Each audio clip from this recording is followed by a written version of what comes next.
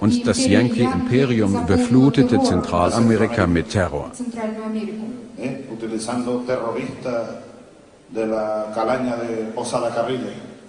Ich meine Terrorismus in vielen Ländern dieser Region.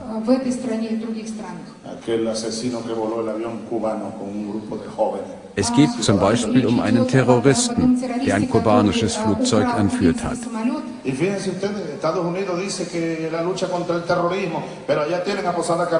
Und sie sagen, sie würden gegen den Terrorismus kämpfen. Dabei aber beschützen sie diesen Banditen, der das kubanische Flugzeug gestohlen hat, und sie halten ihn unter Schutz in den USA.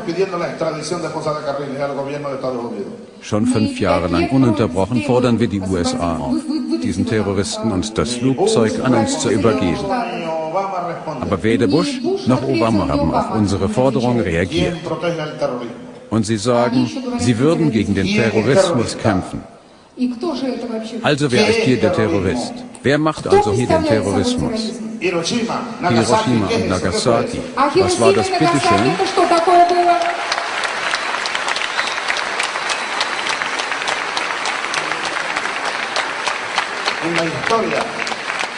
In der ganzen Menschheitsgeschichte seit mehreren Jahrhunderten gab es keine Regierung, die an Terrorismus das Yankee-Imperium übertreffen könnte. Es gibt keinen größeren Terroristen als die USA.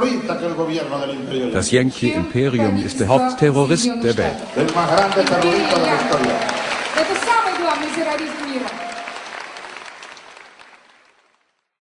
Das kapitalistische System, das Obama mit seiner Außenpolitik verkörpert, repräsentiert das US-amerikanische Volk nicht. Die von Obama geführte Politik ist die Politik der transnationalen Konzerne, insbesondere der Rüstungskonzerne. Für die US-Regierung stellen diese weltweiten US-Invasionen nur ein Geschäft dar. Aber dieses Geschäft rettet keine Menschenleben, es löscht sie aus. Das ist das Schrecklichste daran. Die Vereinigten Staaten nutzen jeden Vorwand, um antiimperialistische Staaten zu kritisieren, sie politisch zu beherrschen und anschließend wirtschaftlich auszuplündern. Bei den Versuchen der USA, Syrien und andere arabische Staaten zu überfallen, sind die kulturellen und religiösen Probleme und Konflikte, die es in diesen Ländern gibt, nur ein Vorwand für die USA. Früher haben die USA den Sozialismus als Vorwand für ihre Aggressionen benutzt. Die USA mischten sich in solche Staaten ein mit der Begründung, sie haben Kommunismus, die rote Gefahr. In diesen Ländern haben die USA Regierungsputsche durchgeführt und Militärdiktaturen installiert. Dann begann man von der Gefahr des Terrorismus zu sprechen. Es gibt auch andere Scheingründe, mit denen man diese Länder anklagt, zum Beispiel die Menschenrechte. Aber wenn wir Israel als Beispiel nehmen, sieht man, dass Israel Palästina angreift und die Menschen dort tötet. Und das ist Genozid, was Israel dort macht. Aber die USA finanzieren Israel weiter. Ich glaube, eines Tages wird die Menschheit nicht nur Barack Obama richten und verurteilen, sondern auch andere US-Präsidenten. Was müssen wir, die Menschheit, dagegen unternehmen? Den Genozid der USA an der Menschheit stoppen. Das müssen wir tun. Wenn man sich fragt, was die USA wollen, so ist die Antwort darauf, jede Gelegenheit und jeden Vorwand nutzen, um uns und andere Staaten zu beherrschen und anschließend auszuplündern. Die USA wollen die Naturressourcen und die Energiequellen in der ganzen Welt kontrollieren, damit sie so auch politische Kontrolle ausüben können. Aber Bolivien und andere Länder versuchen sich von dem US-Einfluss zu befreien. Was haben die USA mit Venezuela gemacht? Eine politische Verschwörung. Und mit Argentinien eine wirtschaftliche Verschwörung. Und während der Präsidentschaftswahlen bei uns in Bolivien haben die USA behauptet, die bolivische Regierung führe einen unzureichenden Kampf gegen den Drogenhandel. Aber urteilen etwa die USA? Ich bin überzeugt, dass die USA der Staat auf der Erde sind, der den meisten Staatsterrorismus praktiziert. Herzlich willkommen bei Klagemauer TV. Vetomacht USA. Die USA setzte zwischen 1972 und 2001 ganze 39 Mal ihr Vetorecht im Weltsicherheitsrat ein, um Resolutionen zu verhindern, die der israelischen Politik in den besetzten palästinensischen Gebieten kritisch entgegenwirken sollten. Das sind mehr als alle Vetos der übrigen Länder in diesem Zeitraum zusammengenommen. My expertise, as you know, is CIA, Marine Corps, 3 CIA secret wars. I had a position in the National Security Council in 1975 as the chief of the Angola task force running the secret war in Angola. It was the third CIA secret war I was part of. The national security law creating the National Security Council and the CIA, as you know, was passed in 1947. The CIA was given this charter to perform such other duties and function as might be necessary to the national security interests, and given a vague authority to protect its sources and methods. I think it was in the mid-'80s that I coined this phrase, the Third World War, because in my research I realized that we were not attacking the Soviet Union and the CIA's activities. We were attacking people in the Third World. And I'm going to just quickly, in the interest of time, just give you a little sense of what that means, this Third World War. Basically, it's the third, I believe, in terms of loss of life and human destruction, the third bloodiest war in all of history. They undertake to run operations in every corner of the globe.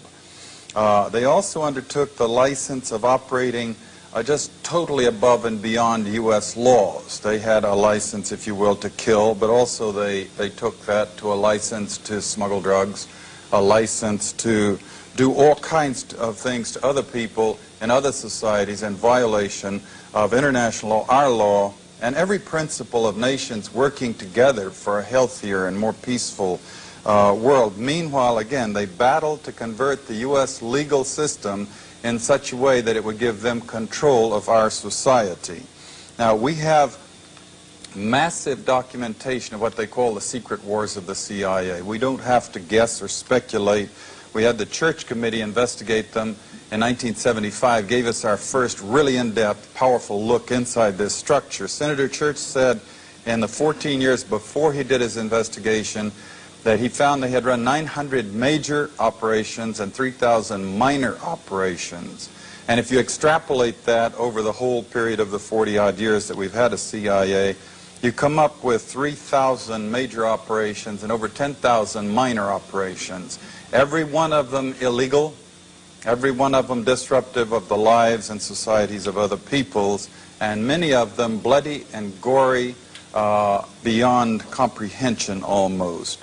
Extensively, we manipulated and organized the overthrow of functioning constitutional democracies in other countries.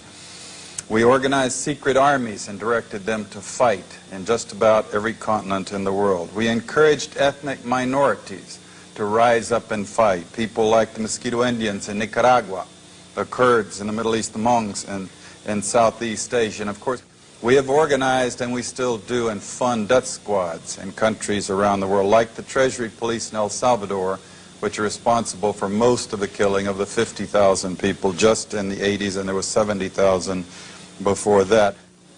And orchestration, CIA secret teams, and propaganda led us directly into the Korean War. We were attacking China from the islands, Quemoy, Matsu, Thailand, Tibet. A lot of drug trafficking involved in this, by the way, until eventually we convinced ourselves to fight the Chinese in Korea, and we had the Korean War, and 1 million people were killed. Same thing for the Vietnam War, and we have extensive documentation of how the CIA was involved at every level, or the national security complex, because it's a very cooperative thing, into manipulating the nation into the Vietnam War. And we wound up creating the Golden Triangle, in which the CIA, Air America airplanes were flying in arms to our allies and flying back out with heroin. We launched the largest, this is something that Jimmy Carter did, Admiral Turner brags about it, the operation in Afghanistan. Biggest single operation, I'm told, in the history of the CIA's secret wars. And sure enough, very quickly we produced the Golden Crescent, which is still the largest source of heroin perhaps in the world today. Trying to summarize this Third World War that the CIA, the U.S. national security complex with the military all interwoven in it in many different ways, has been waging. Let me just put it this way. The best heads that I coordinate with studying this thing, we count at least minimum figure 6 million people who've been killed in this long 40-year war that we've waged against the people of the Third World. These are not Soviets. We have not been parachuting teams into the Soviet Union to kill and hurt and maim people, especially not since 1954 when they developed actually a capability of dropping atomic weapons on the United States.